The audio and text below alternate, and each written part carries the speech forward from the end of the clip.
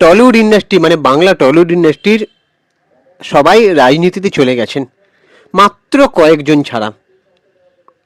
এবারে তো রাজনীতিটা দেখতেই পেলাম যে প্রচারে সবাই নেমে পড়েছে। তো সেটাই নিয়ে আজকে আলোচনা করব যে আহ, শিল্পের আগে কত জয়গান হতো, আর আজকে শিল্পের জয়গান হয় না। শিল্পীদের মধ্যে রাজনীতির রং বড্ড বেশি প্রকট হয়ে গিয়েছে। আজ এমনই একটা বিষয় নিয়ে কথা বলবো যা আমাদের প্রত্যেকের মনেই কোথাও না কোথাও খটকা তৈরি করছে। বাংলা সিনেমার জগৎ বা টলিউড, এক সময় যেখানে শিল্পের এত কদর ছিল, আজকে সেখানে কি হচ্ছে? 2026-এর নির্বাচনে আমরা দেখছি একের পর এক তারকা রাজনীতির ময়দানে নামছেন, কেউ প্রচারে, কেউ প্রার্থী হয়ে। কিন্তু প্রশ্ন হলো, একজন শিল্পীকে মানে একজন শিল্পী সত্যিই কি সবার হতে পারেন না, নাকি কোনো একটা নির্দিষ্ট জায়গার মধ্যে তিনি সীমাবদ্ধ? মানে একজন শিল্পীকে কোনো একটা বিশেষ দলের ঝান্ডা কেন হতে হয়? আজ আমরা এই বিষয়ে নিরপেক্ষভাবে একটা আলোচনা করব। আমি সুপ্রিয় রয়েছি তোমাদের সঙ্গে। তোমরা প্লিজ আমাদের ইউটিউব চ্যানেলটাকে একটা সাবস্ক্রাইব করে দাও, ভিডিওটাকে একটা লাইক দাও, পুরো মূল ভিডিওটা স্কিপ না করে দেখো, তাহলে অনেক কিছু জানতে পারবে। কথায় বলে, শিল্পীর কোনো সীমানা নেই, শিল্পীর কোনো দলও নেই, শিল্পীর মধ্যে কোনো রাজনৈতিক রঙও থাকার কথা নয়। কারণ একজন শিল্পী যখন পর্দায় অভিনয় করেন, তখন দর্শক তাকে ভালোবাসেন তার কাজের জন্য, তার আম, অভিনয় সত্তার জন্য। মানে একজন শিল্পী, সে গানের শিল্পী হতে পারেন, তিনি অভিনেতা বা অভিনেত্রী হতে পারেন, বা তিনি ড্যান্সার হতে পারেন, যে কোনো একজন শিল্পী কিন্তু, বা তিনি ভালো আঁকতে পারেন হতে পারে।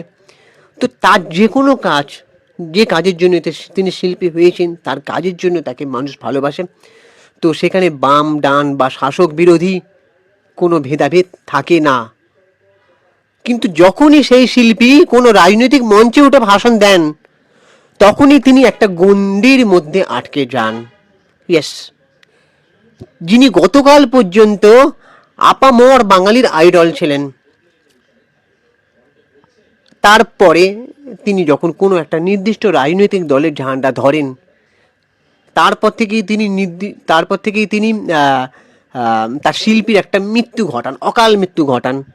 যখনই তিনি কোনো নির্দিষ্ট দলের প্রচারক হয়ে যান, তখনই তার সেই শিল্পীর মৃত্যু ঘটে, অকাল মৃত্যু শিল্পীর, মানে তার যে শিল্প সত্তা তার মৃত্যু ঘটে। এটাই বলতে চাইছি। তোমাদের মনে আছে ভালো করে যে মহানায়ক উত্তম কুমার, আমি আগে একটা সময় ভাবতাম যে উত্তম কুমারকে কী করে মহানায়ক বলা হতে পারে।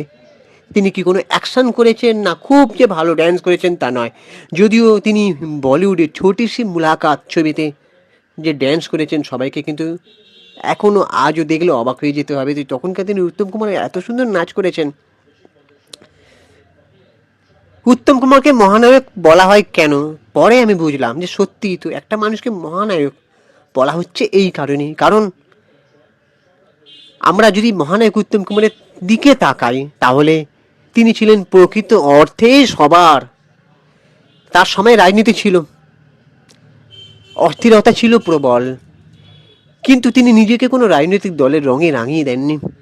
তিনি জানতেন তার পরিচয় তার অভিনয়ে। আজকের দিনে আমরা অনেকেই lady superstar, tolly queen, mega star বানিয়ে দিচ্ছে।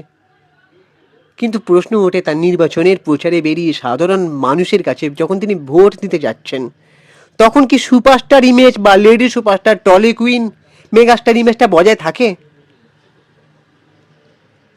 দেখো, সেদিনকে আমি দেখছিলাম বনি সেনগুপ্ত, অভিনেতা বনি সেনগুপ্ত, সে একটা জায়গায় বলছে যে আমরা এখন কোনো নায়ক নায়িকা নই, আমরা এখন তৃণমূল কংগ্রেসের প্রার্থী। অনেকে কমেন্টে প্রশ্ন করেছে তিনি কবে নায়ক ছিলেন। এমন প্রশ্ন মানুষ কেন করছে বলুন তো, কেন? এই প্রশ্নটা কিন্তু রয়ে গেল। তো এই যে তারা সাধারণ রাজনৈতিক কর্মীতে যখন পরিণত হন, রাজনীতির ময়দানে নামলে সমালোচনা আসবেই। আর সেই সমালোচনা কি একজন শিল্পী দীর্ঘদিনের তৈরি করা সম্মানকে কালিমালিপ্ত করেছে কি না বলুন তো? তো রাজনীতিতে আসার সময় প্রায় সব তারকার মুখেই একটাই কথা, একটাই চেনা সংলাপ, আমি হাই আমি মানুষের সেবা করতে চাই, আমি দেশের সেবা করতে চাই। দেশের আয়তন কত? কত বর্গ কিলোমিটার? দেশের জনসংখ্যা কত? দেশের প্রত্যেকটা রাজ্যের আয়তন কত? একজন ব্যক্তির সঠিক রাজনৈতিক জ্ঞান না থাকলে বা প্রকৃত জনসেবা করার ইচ্ছা না থাকলে কিন্তু কখনোই রাজনীতিবিদ হওয়া যায় না। রাজনীতিতে সবার জন্য নয়। তবে হ্যাঁ, রাঘব চাড্ডা ঠিক কথাই বলেছিলেন যে কোনো একটা ক্লার্কের চাকরি বা কেরানির চাকরি পেতে গেলে বা একটা সাপাইওয়ালার চাকরি পেতে গেলে তাকে কোয়ালিফাইং এক্সাম দিতে হয়। তাহলে একজন নেতা মন্ত্রী জন্য কেন কোয়ালিফাইং এক্সামের ব্যবস্থা করা হবে না? তারও কম্পিটিটিভ এক্সাম থাকা উচিত বলে মনে হয়। আমারও এখানে তাই মনে হচ্ছে। এটা নিয়ে আমি আগেও ভেবেছিলাম। রাঘব চাড্ডা সেই মনের কথাটাই সঠিকভাবে বলে দিয়েছেন।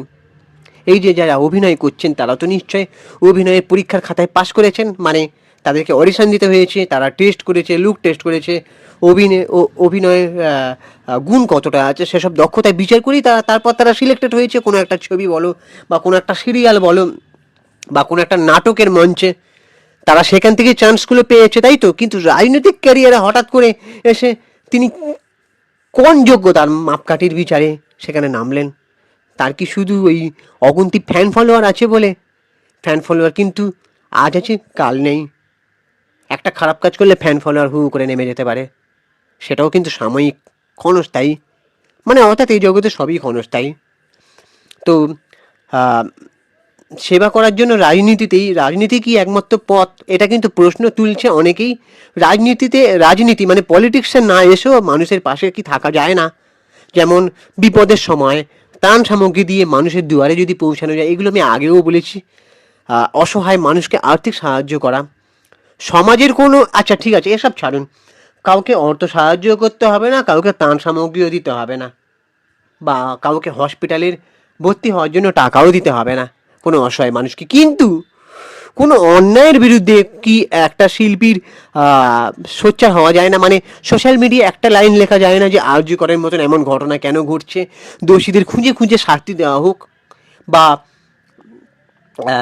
কোনো একটা যখন দুর্ঘটনা ঘটছে বা সাধারণ মানুষ, দেখো সাধারণ মানুষের আজকে একটা কথা বলে দিচ্ছি, লক্ষ্মীর ভাণ্ডার অবশ্যই মানুষের সহায়, কিন্তু মানুষের কর্মসংস্থানটা কিন্তু অবশ্যই দরকার।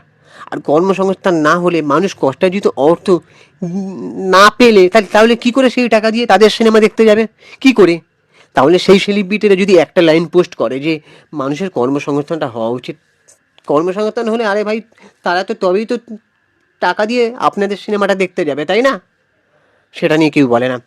তো এগুলোর জন্য তো কোনো দলের টিকিটের প্রয়োজন নেই। যখন কোনো দু চারটে লাইন বা কথা মিডিয়ার সামনেও বলতে হবে না, সোশ্যাল মিডিয়ায় যদি লেখে সেটা নিয়ে নিউজ হয়ে যায় এখন, সেটাও তারা করে না। তবে কেন এই হুড়োহুড়িতে নাম লেখালো? এটা কি সত্যি সেবা করার ইচ্ছা, নাকি ক্ষমতার কাছাকাছি থাকার একটা আকাঙ্ক্ষা প্রকাশ? তো বাংলার রাজনীতির ইতিহাস যেটা বলছে যে অনেক শিল্পী রাজনীতিতে এসেছেন, কিন্তু কেউ সফল হয়েছেন, কেউ বা সফল হতে পারেননি, কেউ বা হারিয়ে গিয়েছেন। যারা রাজনীতিতে এসে কাজ করতে পারেননি, তারা না পেরেছেন রাজনীতিটা সামলাতে, না পেরেছেন অভিনয়ে ফিরতে। যেমন তাপস পাল একটা বড় উদাহরণ কিন্তু দিয়ে গেছেন। শেষ পর্যন্ত সেই যেটা দিয়ে তিনি এত পরিচিতি পেয়েছিলেন সমাজের কাছে, সেই জায়গাটায় ফিরতে চেয়েও কিন্তু আর পারলেন না। তিনি কোথাও গিয়ে টলিউডের সমস্ত কলাকুশলীদের বুঝিয়ে দিয়ে গেলেন, কোথাও গিয়ে বোঝালেন যে না, তোরা আজ যাই করিস অভিনয়টাই কর, রাজনীতি তো কখনো আসে না। তিনি কিন্তু এটা বারবার বলতে চেয়েছেন, কেউ শোনেননি। আর পরে রাজনীতি মানেই কেবল মঞ্চে দাঁড়িয়ে কিন্তু ভাষণ দেওয়াটা নয়, এটা আমি আগেও বলেছি। রাজনীতি মানে মানুষের প্রতি একটা দায়বদ্ধতা। যদি সেই জ্ঞান বা ইচ্ছা না থাকে, তবে কেবল গ্ল্যামার দেখিয়ে কতদিন মানুষের মন জয় করা সম্ভব? 2026-এর এই ভিড়ে কজন টিকে থাকবেন বা কজন ইতিহাসের পাতায় হারিয়ে যাবেন সেটা কিন্তু সময়ই বলবে। পরিশেষে একটা কথাই আমি বলবো, শিল্প চিরকাল বেঁচে থাকে, কিন্তু রাজনীতি পরিবর্তনশীল। এখানে আমি আরও একটা কথা বলে রাখি, ধরো অমুক সেলিব্রিটি এমন একটা দলে নাম লিখিয়েছে, সেটা টিএমসি হতে পারে, বিজেপি হতে পারে, সিপিএম। আমি এখানে কোনো দলকে খারাপ বলছি না। কালকে পর্যন্ত একজন সেলিব্রিটি যখন পলিটিক্সে আসেননি, সে সবার ছিল। তৃণমূল কংগ্রেসের ছিল, বিজেপির ছিল, সিপিএমের ছিল, মানে সমস্ত পার্টির সমর্থকরাই তার সিনেমা দেখতো। কেউ দেখতো, কেউ দেখতো না, বাট সবাই তাকে তো মানে তার শিল্পটাকে চিনতো, তাই তো? যখন একটা বিশেষ দলে সে যোগ দিচ্ছে, তখন তার কি হচ্ছে, সে আর সবার থাকে না। তাই lady superstar, mega star, tolly queen, এগুলো তাকে আর বলা চলে না। ঠিক আছে, এটাই হচ্ছে। আর এবারে আপনারা হয়তো বলবেন যে এখন আমরা প্রচারে এসেছি, তো রাজনীতির প্রচারে এসেছি, তাই এতক্ষণ আমরা প্রার্থী, এখন আমরা নায়ক নায়িকা নই বা সেলিব্রিটি নই। কিন্তু যখন অভিনয় থাকবে, এখন আমরা সেলিব্রিটি না ভাই। একবার রাজনীতির তকমা লেগে গেলে, তাহলে তুমি সিনেমাতে থাকলেও তোমাকে বলবে এই সেই রাজনীতিতে নাম লেখানো। লোকজন খারাপটাকেই নেবে আগে ভালো করে। ভালো কাজকে বেশি মানুষ প্রচার করে না, খারাপটাকে নিয়েই বেশি প্রচার করে। তো একজন শিল্পী যখন রাজনীতির রঙে নিজেকে রাঙান, তিনি তার অর্ধেক দর্শককে হারান কিনা সেটা তর্কের বিষয়।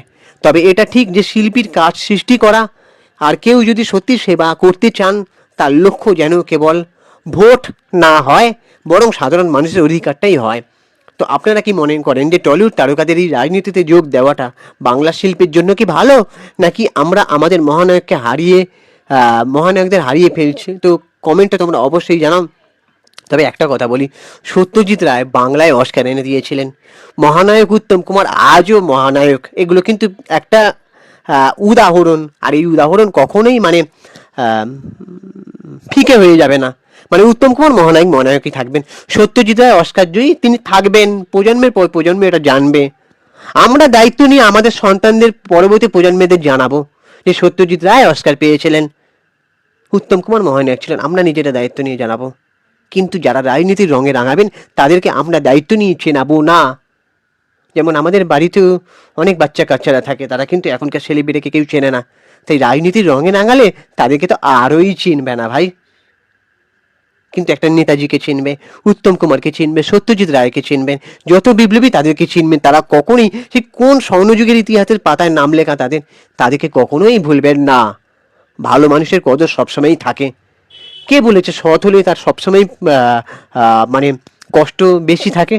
সৎ মানুষের জয় কিন্তু হয়, আড়ালে হয়, এটা কিন্তু মাথায় রাখবে। এবার বাকি তোমাদের কি ওপিনিয়ন, তোমরা অবশ্যই কমেন্ট করে জানাও। এই যে সেলিব্রিটিদের রন্ধে রন্ধে রাজনীতিতে যোগ দেওয়া, এটা কখনোই মেনে নেওয়া যায় না। এটা আমার যেসব সেলিব্রিটি, তাদের প্রতি ব্যক্তিগত ঘৃণা বা আক্রমণ আমার নেই, শুধু এই জিনিসটা মেনে নেওয়া যাচ্ছে না। এবার তোমাদের কি ওপিনিয়ন অবশ্যই জানাও। আমাদের চ্যানেলটাকে সাবস্ক্রাইব করে দাও, ভিডিওটাকে একটা লাইক দাও।